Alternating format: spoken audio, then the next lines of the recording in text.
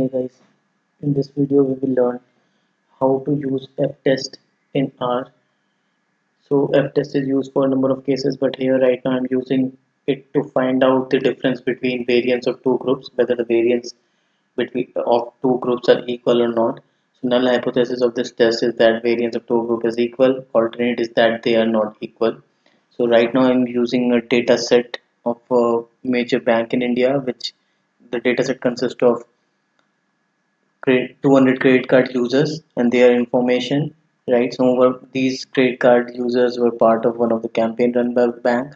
Now they want to understand is the variance of latest month users different across male or female, right? So in order to do that, we will use var.test. So var.test is a function which is already available in base R.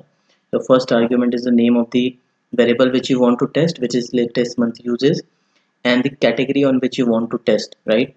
So here it's sex, and the second argument is name of the data frame, right? So in my case, the name of the data frame is data. Once you execute this, your output will be printed in our console. So you can see that f value is 1.11, right? And p value of this test is 0.58, which is more than 0.05. Hence, you will not reject the null hypothesis, right? So that means your variance of two group is equal.